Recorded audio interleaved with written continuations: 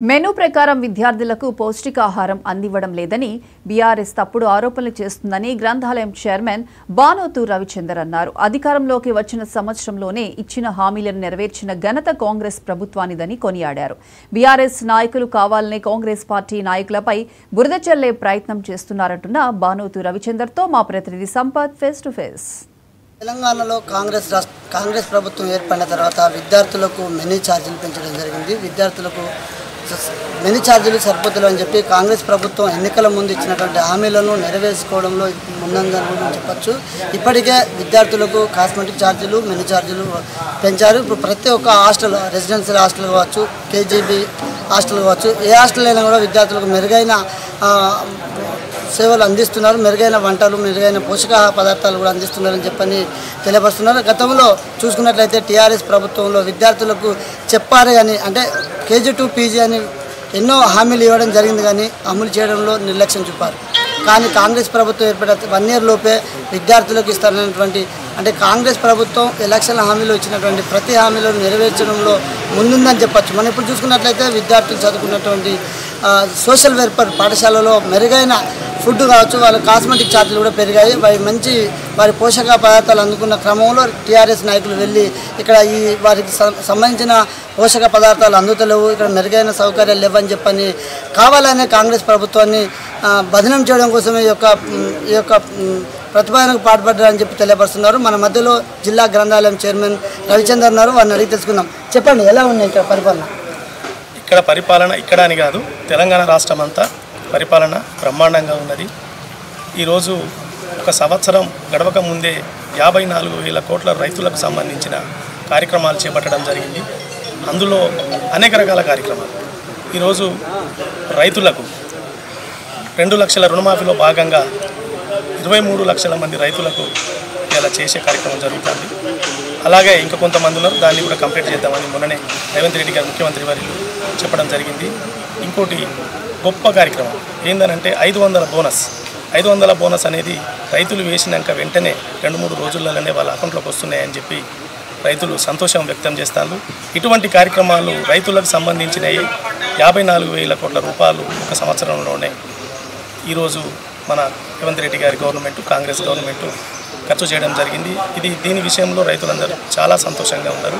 ఇంకా ఏదైతే హామీలు ఇచ్చిందో దఫలవారీగా హామీలు కూడా ఒక్కొక్కటిగా ఇచ్చిన హామీలన్నీ నెరవేరుస్తారని చెప్పి ఆశాభావం రైతుల్లో, ప్రజలలో ఏర్పడుతుంది. అంటే ఇప్పుడు ప్రభుత్వం విద్యార్థులకు కేజీ టు పీజీ కావచ్చు, రెసిడెన్షియల్ పాఠశాలలో బీఆర్ఎస్ నాయకులు, కొంతమంది నాయకులు పర్యటన చేపట్టి ఇక్కడ సరైన సౌకర్యాలు అందుతలేవని చెప్పని ఒక ఆరోపణలు చేస్తున్నారు. దానిపై ఏమంటారు? అవి ఆరోపణలే, వాస్తవాలు కాదు. ఎందుకు అనంటే వాస్తవాలు అనేటి మీరు గతంలో ఏదైతే కేజీ టు పీజీ నిర్బంధ విద్య అని గొప్పగా ఏదైతే మీరు చెప్పుకున్నారో అది తెలంగాణ రాష్ట్రంలో మీరు 2 దఫాలుగా గవర్నమెంట్ ఉన్నప్పటికీ ఎక్కడ కూడా మీరు దాని మీద దృష్టి పెట్టి దాన్ని చేసిన దాఖలు లేవు. కానీ ఈరోజు గడ్డ పెరుగుతూనే మేము పౌష్టిక తింటామన్నా మాకు చాలా సౌకర్యంగా ఉన్నది, అన్నం కూడా చాలా బాగున్నది అని అంటే మేము కూడా ఒకసారి అన్ఎక్స్పెక్టెడ్గా పోయినాం. మేము కూడా భోజనం చేద్దామని మేము కూడా చేసినాం. చాలా బ్రహ్మాండంగా ఉంది. అటువంటి వాటిని కూడా ఇవాళ 40% పెంచడం జరగనే అటువంటి సౌకర్యాలు అనేది ఇవాళ గురుకులాలలో ఉన్నాయి. కానీ దాన్ని రాజకీయ లబ్ధి కోసం ఇటువంటి చౌకబారు రాజకీయాలు చేయడం అనేది వాస్తవానికి అది మరి గురుకులాలలో చదివే పిల్లల మీద చేయడం అనేది మాత్రం ఇది ఎంత దుర్మార్గం అంటే అంత దుర్మార్గం, సిగ్గుమాలిన చర్యగా మేము భావిస్తాం. వాళ్ళ మాటల్లో ఉద్దేశం ఏంటి అని అంటే బెడ్షీట్స్ అనేటి వాళ్ళకి ఇచ్చే ట్రంక్ కానీ బెడ్షీట్స్ కానీ కొన్ని రకాల ఏవైతే ఉన్నాయో అవి న్యూ అడ్మిషన్స్కి మాత్రమే ఇస్తారు. అక్కడ 5th క్లాస్ ఒకటి, ఫస్ట్ ఇయర్ ఒకటి, ఇవే న్యూ అడ్మిషన్స్ ఉంటాయి. 140 నుంచి 160 మెంబర్స్కు అవి గవర్నమెంట్ నుంచి అలాట్ అవుతాయి. అవి ఇచ్చే బెడ్షీట్ కూడా హై క్వాలిటీ ఉన్నాయి. దాన్ని మనం అందరం ఈరోజు గౌరవించవలసిందే, దానికి యాక్సెప్ట్ చేయవలసిందే. కానీ వీళ్ళు ఏదో లబ్ధి పొందాలి, వీళ్ళు ఏదో చేస్తాను అనేది ఓర్వలేక అందులో చిన్న ముచ్చట ఇదే మీరు ఇవాళ నిన్న చేసిన దాని మీద 40% మెస్ ఛార్జీలు మీ గవర్నమెంట్లో ఎప్పుడు ఎక్కడ పెంచింది?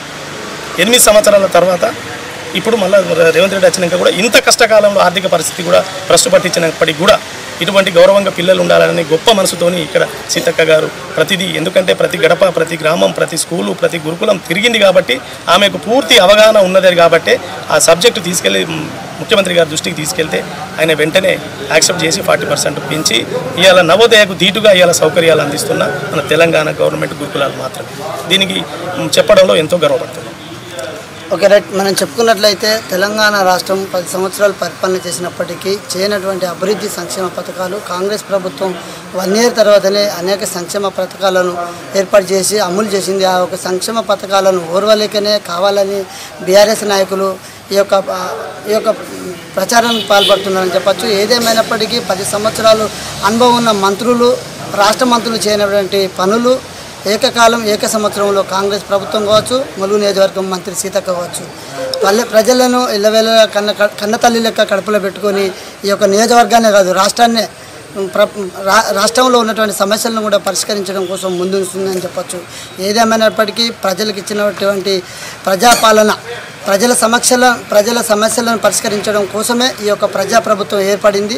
ప్రజల సమస్యలు కావచ్చు, విద్యార్థులు కావచ్చు, అటుపోతే గురుకుల పాఠశాలలో ఉన్నటువంటి విద్యార్థుల సమస్యలు ఏకకాలంలో మెస్ ఛార్జీలు 40% పెంచి వారికి నాణ్యమైన పౌష్టికాహారం అందిస్తూ ఈ ప్రభుత్వం ముందుకు పోతుంటే కావాలని కొంతమంది బీఆర్ఎస్ నాయకులు బుద్ధి చల్లే ప్రయత్నం చేస్తున్నారు. ఏదేమైనప్పటికీ ఇది రానున్న రోజుల్లో ఇంకా వారికి తగిన బుద్ధి చెప్తారు.